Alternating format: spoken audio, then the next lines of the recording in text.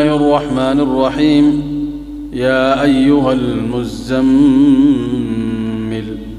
قم الليل إلا قليلا نصفه أو انقص منه قليلا أو زد عليه ورتل القرآن ترتيلا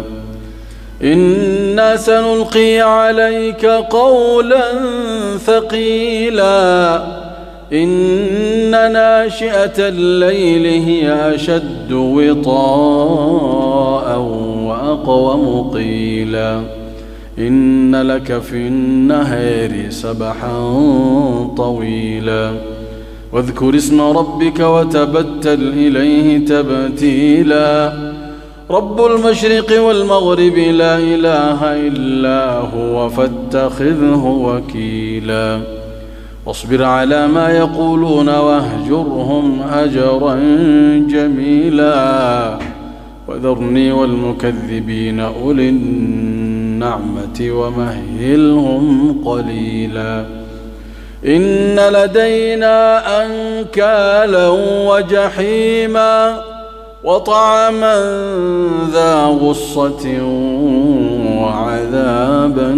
أليما يوم ترجف الأرض والجبال وكانت الجبال كثيبا مهيلا إنا أرسلنا إليكم رسولا شاهدا عليكم كما أرسلنا إلى فرعون رسولا فعصى فرعون الرسول فأخذناه أخذا وبيلا فكيف تتقون إن كفرتم يوما يجعل الولدان شيبا السماء منفطر به كان وعده مفعولا إن هذه تذكرة فمن شاء اتخذ إلى ربه سبيلا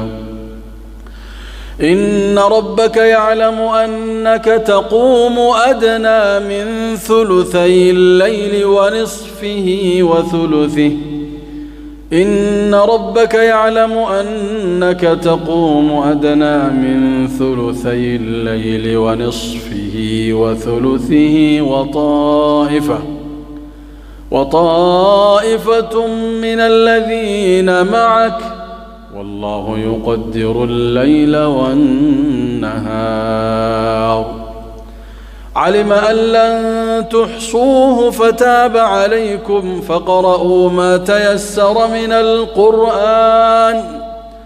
علم أن سيكون منكم مرضى وآخرون يضربون في الأرض يبتغون من فضل الله وآخرون يقاتلون في سبيل الله فاقرؤوا ما تيسر منه وأقيموا الصلاة وآتوا الزكاة وأقرضوا الله قرضا حسنا وما تقدموا لأنفسكم من خير